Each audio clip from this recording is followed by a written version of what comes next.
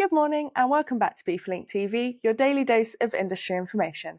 Today we're joined by one of our speakers for our national conference, and this morning it is Allie Renison from SEC Newgate. So Allie, thank you so much for joining us this morning. How are you? I'm good. It's a very rainy morning here in London, unfortunately. Yeah, it usually is. So for any of our members who may not be familiar with you or the work that SEC Newgate does, can you just kind of give us a short introduction into that? Sure. So my background is very much in trade, both trade policy and sort of trade practitioning. I was previously an advisor to the Business and Trade Secretary of State in government, spent a couple of years working with the Trade Department there. And now my role is very much to help sort of businesses engage with government and their kind of communication strategy, particularly when it comes to very complex policy issues. And one of those is obviously our current trade environment, because that is back on the agenda. Yes, of course. And you are joining us on day 2 of our conference in your session entitled What Trump Means for Trade. Now, of course, that's a very topical issue at the moment. It's something that our members will be very interested in. Without giving kind of too much away into the session, what is that session looking to cover?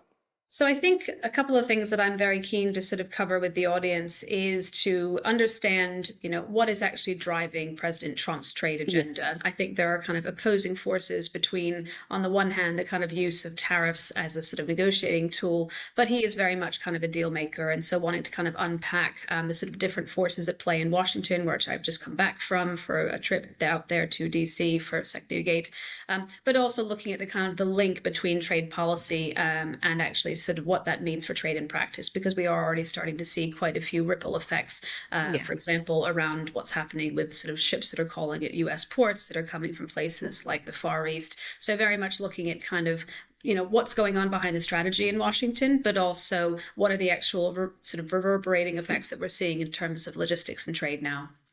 Perfect. It sounds like a really insightful session. Very much looking forward to it. And finally, what part of the conference are you most looking forward to?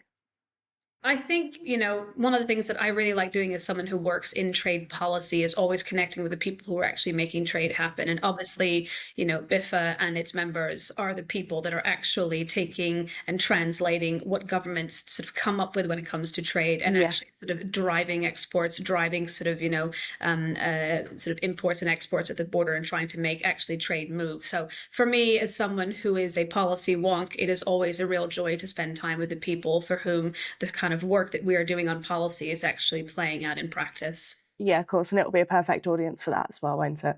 Yeah, can't wait. Well, thank you so much, Allie. It's been great to speak to you this morning. And thank you again for agreeing to be one of our speakers. Thanks. Tickets for our national conference are still available, so we'll pop a link to the website in the description. You'll also be able to see our full agenda covering both days. Thank you so much for watching today's edition of BIFA TV, your daily dose of industry information.